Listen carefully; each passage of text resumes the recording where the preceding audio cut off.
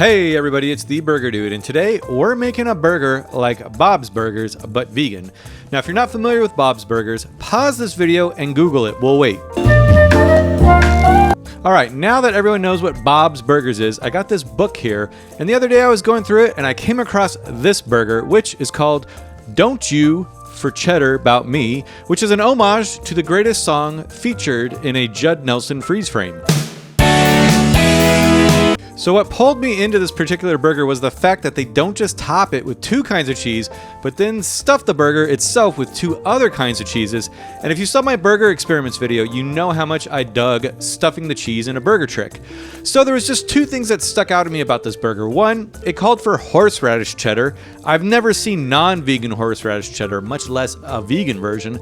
The other problem was it had no sauce on it. Even though there's a lot of cheese on this, I still wanted some kind of sauce. So I figured since I can't get horseradish cheddar, why not make a horseradish mayo and feed two birds with one scone? So that's exactly what I did. Now we're going to start off with about a quarter cup of vegan mayo, followed by some minced garlic. I'm using about 3 small cloves, or maybe 1 large clove, or 2 medium cloves. Let's just say about 2 teaspoons of minced garlic. And then we're going to squeeze in about a teaspoon of lemon juice. Just go easy on it at first. You don't want to get your sauce too thin. Next up, a little bit of garlic salt. Yes, I am putting garlic on top of garlic, so sue me. And then some black pepper to taste, and of course about 2 teaspoons of horseradish. Just make sure to get the prepared horseradish and not the creamy stuff, as it's usually not vegan. Then we're going to mix that up and then turn your fork into a spoon and give it a taste test. And I have to say, this stuff was unbelievably good. I could have eaten it like chocolate pudding, but instead I was an adult and threw it in the fridge so it could get even better.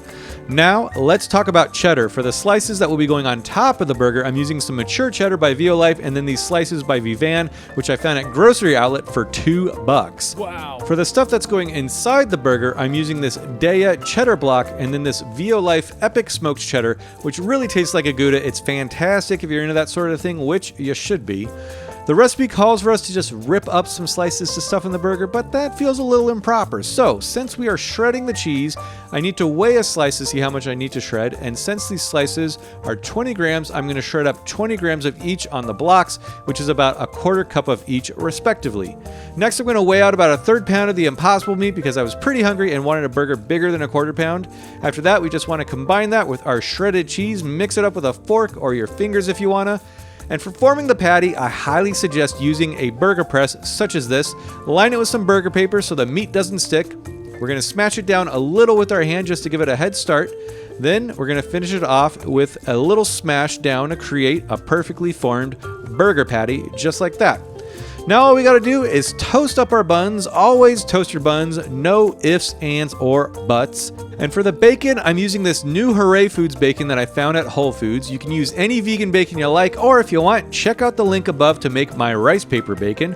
So I did like this Hooray Foods bacon, but it was kind of brittle. Not a big deal since I was going to break it up anyway, but just be aware of it. It did taste really good, and the texture was great too. Some chewy bits and some crunchy bits. Definitely worth a shot to see if you like it. It cooked up similar to non-vegan bacon as well, as you can see here. Overall, I totally dug it. After our bacon is cooked to our liking, remove it and let it rest on a wire rack while we grill up our burger patty.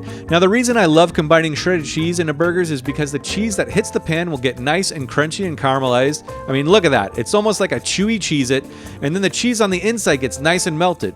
So let's top it with our other cheese, add a little bit of water to the pan, then cover to steam and melt. And of course, make sure to wave hello to yourself. There you go, hello.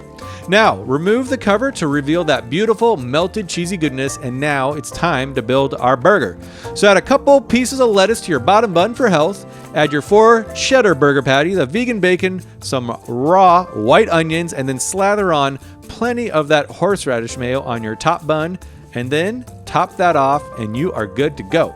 Now, I'm a very error-prone sort of person, but the shoot was particularly slapstick. Not only did I bump my head on my cupboard, but about 2 minutes later, as I was preparing to take a photo of this beautiful burger, my white backdrop, which is literally just an IKEA desktop, fell over and smashed the burger. I stared at it for about 20 seconds and then burst out laughing. I was going to call it quits, but then I bit into the burger and it was so ridiculously delicious that I had to make another one to get a suitable photo. So that's exactly what I did, and of course, I had another mishap right here. Boom, look at that. Totally hilarious and very apropos, considering this is a Bob's Burger. So I rebuilt the burger, and then, like I usually do, I wrapped it up, and then we're gonna slowly and dramatically lift it up to my mug, and I really do gotta say that horseradish mayo was the MVP. The 4 kinds of cheddar is great, as is the bacon, and even the onions played a role. The lettuce, there's a reason why it's on the bottom of the sandwich. But if you're a fan of Bob's Burgers, or even if you're not, I really hope you give this a try. It was just so freaking good. So if you do, let me know how it goes. I hope you're all doing great, and I'll see you all next time.